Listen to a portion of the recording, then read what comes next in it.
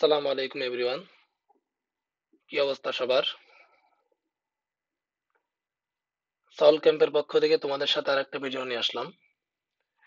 আজকে আমরা আলোচনা করব কমপ্লেক্স নাম্বারের খুব সুন্দর একটা ম্যাথ নিয়ে। তো চলো ফার্স্টে ম্যাথটা একটু দেখি।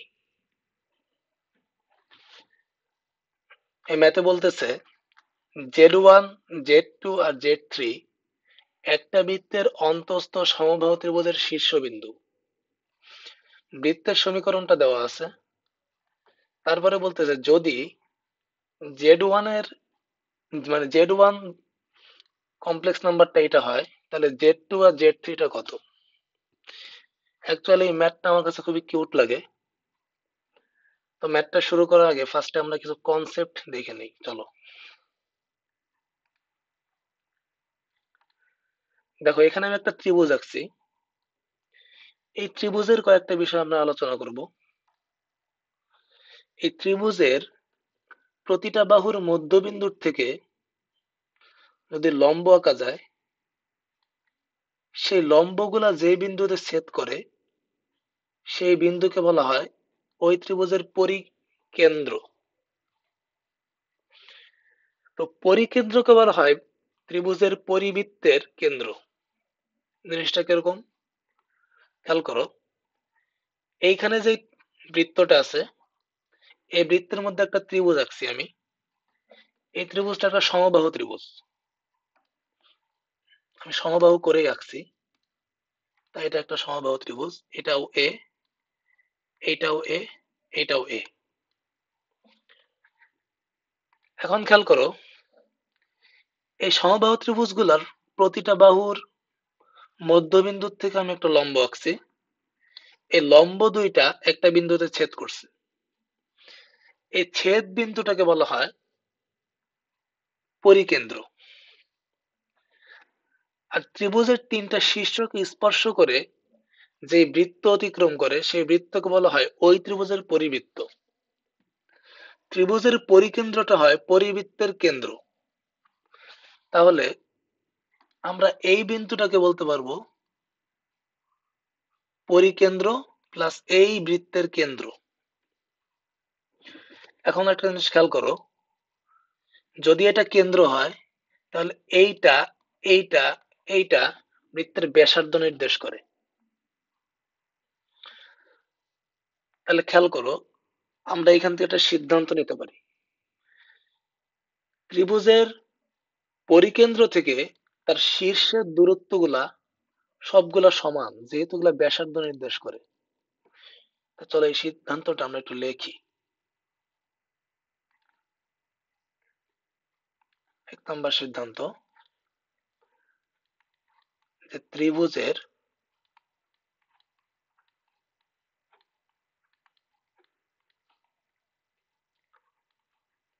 পরিকেন্দ্র থেকে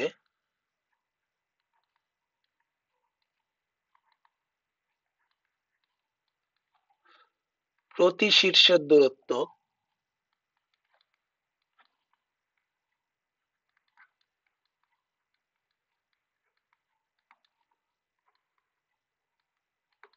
দূরত্ব সমান।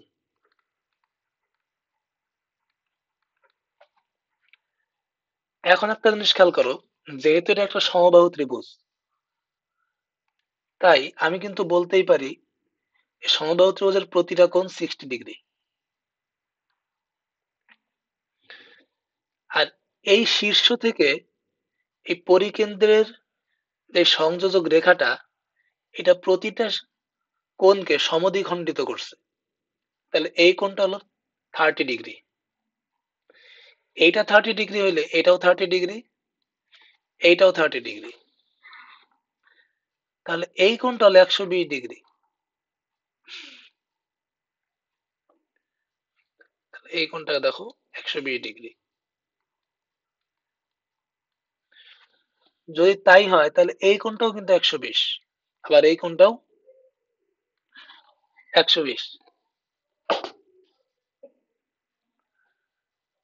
তাহলে এখান থেকে আমরা একটা সিদ্ধান্ত নিতে পারবো। সিদ্ধান্ত নাম্বার 2,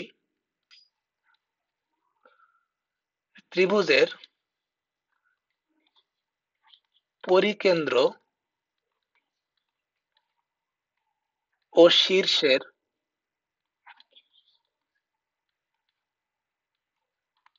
সংযোজক রেখাগুলো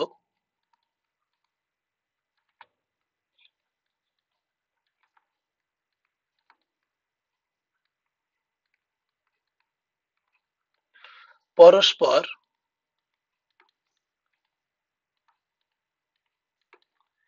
120 ডিগ্রি কোণে থাকে।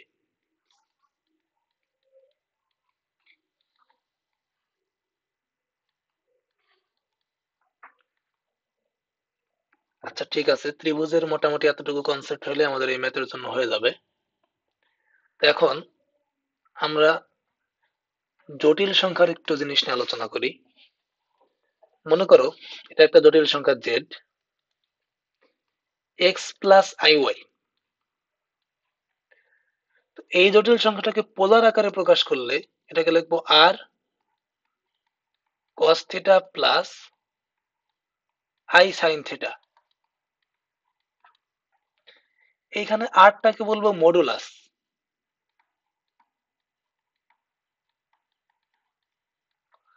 আর থিটাকে বলবো আর্গুমেন্ট।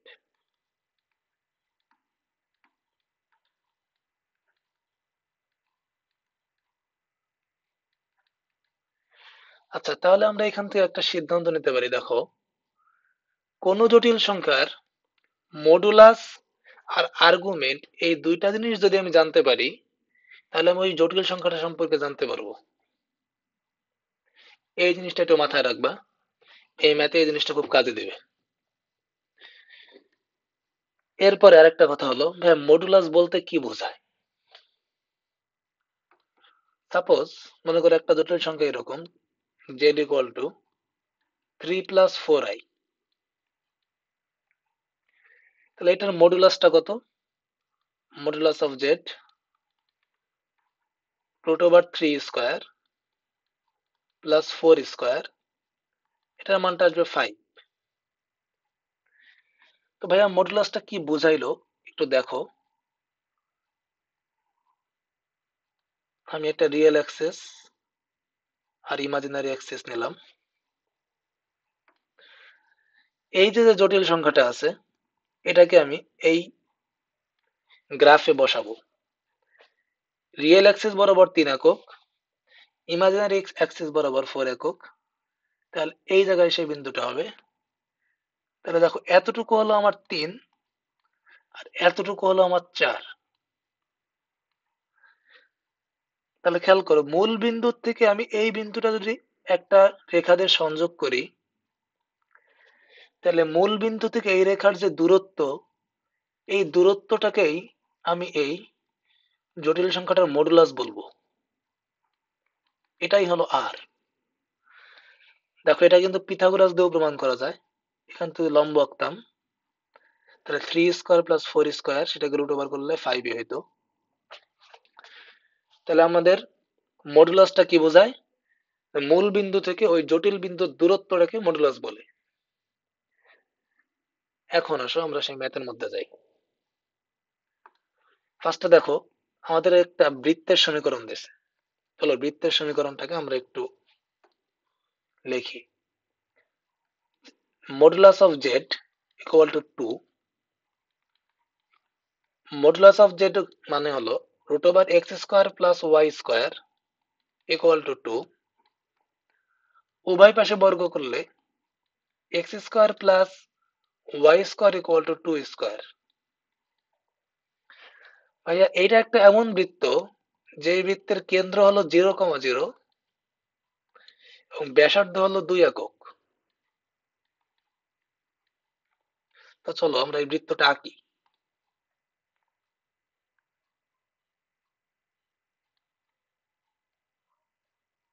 এটা এক্স অক্ষ, এটা ওয়াই অক্ষ। সরি, ব্যাক হয়ে গেল।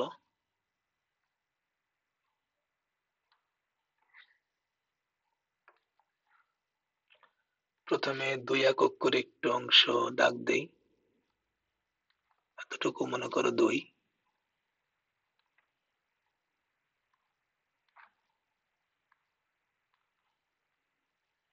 এইগুলাকে সংযোগ করে একটা বৃত্ত আঁকি।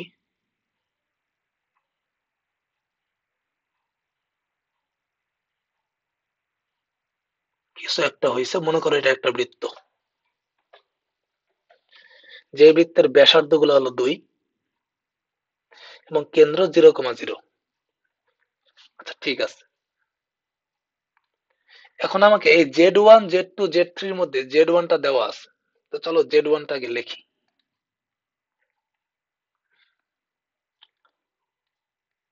Z1 equal to 1 plus root over 3i। এখান থেকে Z1 এর মডুলাসটা বের করি, root over 1 square plus root over 3 তার স্কোয়ার, এটাকে ক্যালকুলেশন করলে হবে 2। তাহলে Z1 এর মডুলাসটা হলো 2। তাহলে Z1 এর আর্গুমেন্টটা যদি বের করি, দেখো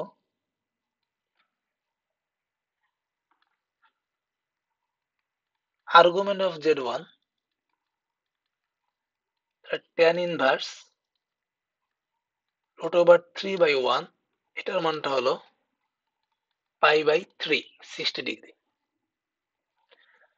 তাহলে ভাইয়া কি হবে দেখো, Z1 এর মডুলাসটা 2, এর মানে Z1 যে বিন্দুটা হবে সেটা মূল বিন্দুর থেকে 2 একক দূরে, এবং সেটা এক্স অক্ষের ধনাত্মক দিকে সে 60 ডিগ্রি কোণ উৎপন্ন করছে। তাহলে আমি বলতে পারি মোটামুটি এইটা, অন্য কালে দেই, এইটা হলো আমার সেই Z1 বিন্দু।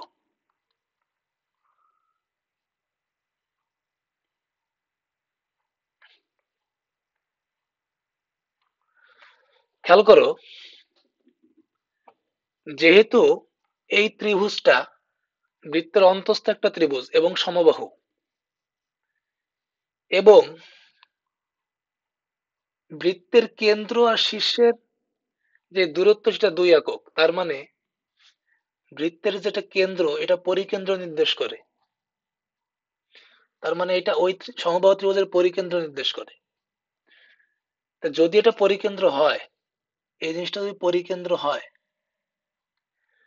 তাহলে এটা পরিকেন্দ্র আর শীর্ষের সংযোজক রেখা। তাহলে কিন্তু আমরা বলতেই পারি Z1 এর মডুলাস সমান Z2 এর মডুলাস সমান Z3 এর মডুলাস ইকুয়াল টু 2, যেহেতু পরিকেন্দ্র থেকে শীর্ষের দূরত্বগুলো সব সময় সমান। আচ্ছা, আবার এটা একটা সমবাহু ত্রিভুজ, সমবাহু ত্রিভুজের পরিকেন্দ্র থেকে শীর্ষের সংযোজক রেখাগুলো পরস্পরের সাথে 120 ডিগ্রি কোণ করে থাকে। তাহলে অবশ্যই আরেকটা সংযোজক রেখা এইটার সাথে 120 ডিগ্রি কোণ করে আছে। তাহলে ভাই আপনি যদি এইটার আর্গুমেন্টের সাথে 120 ডিগ্রি যোগ দেন, তাহলে আপনি Z2 এর আর্গুমেন্টটা পাবেন। তাহলে খেয়াল করো, এই কোণটা হলো 60 ডিগ্রি, এটার সাথে আরো 120 ডিগ্রি যোগ করি, তাহলে এটা এই জায়গায় চলে আসবে, পুরা কোণটা তাহলে 180 ডিগ্রি। ভাইয়া কি হইলো, এটা তো একটা রিয়েল অ্যাক্সিস এর উপর আসছে, কোনো সমস্যা নাই, এটা রিয়েল অ্যাক্সিস এর উপর আসতেই পারে। তাহলে অবশ্যই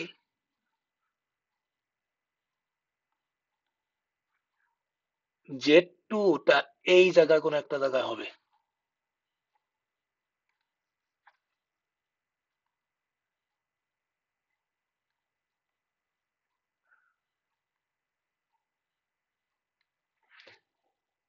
তাহলে আমরা Z2 এর আর্গুমেন্টটা আবার একটু বের করার চেষ্টা করি। দেখো আমরা গাণিতিক ভাবে বের করব, সেটা এই রিয়েল অ্যাক্সিস এর উপরই আসবে। খেয়াল করো,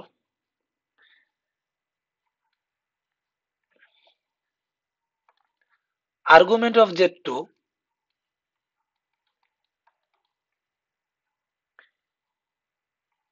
আর্গুমেন্ট অফ Z1 তার সাথে 120 ডিগ্রি যোগ মানে 2π/3। z1 এর আর্গুমেন্ট হলো π/3, এর সাথে 2π/3 যোগ হবে, তাহলে মান আসবে পাই। তাহলে খেয়াল করছো z2 এর আর্গুমেন্টটা পাই, মানে এক্স অক্ষের সাথে পাই কোণ উৎপন্ন করছে, মানে 180°। এই যে, তার মানে z2 টা একটা রিয়েল নাম্বার। তো চলো ম্যাথ করে দেখা যাক এটা কি আসলে রিয়েল নাম্বার নাকি।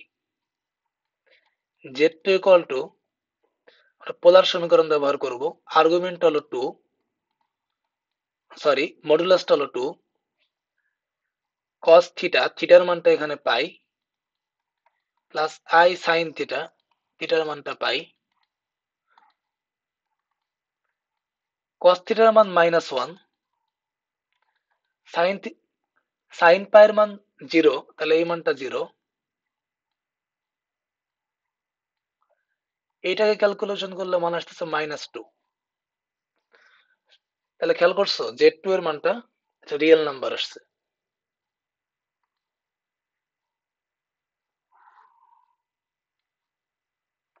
ভাইয়া z3 টাও z2 এর সাথে 120° কোণ করে আছে, তাহলে আপনি z2 এর আর্গুমেন্টের সাথে 120° যদি যোগ করেন, তাহলে z3 এর আর্গুমেন্টটা পাবেন। তাহলে এই যে 90°, এর সাথে আরো 30° যোগ করলে হবে 120, তাহলে এই বরাবর কোন একটা জায়গায় z3 টা হবে। তাহলে আর্গুমেন্ট অফ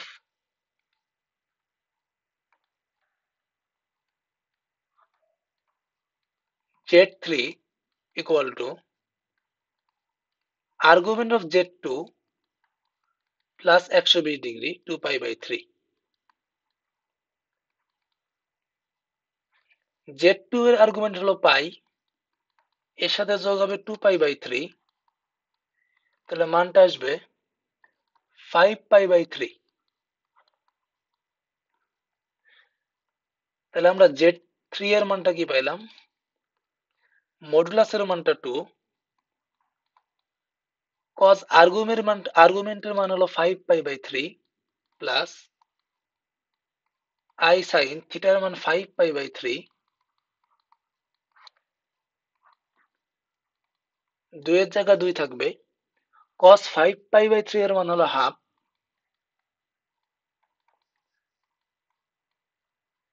টু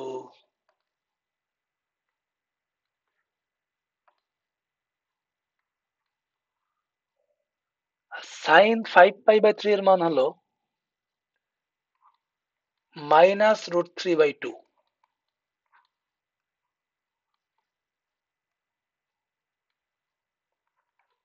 এইটাকে ক্যালকুলেশন করলে মান আসতেছে 1 মাইনাস √3i। এইটা ছিল আমাদের সেই কাঙ্ক্ষিত ত্রিভুজ।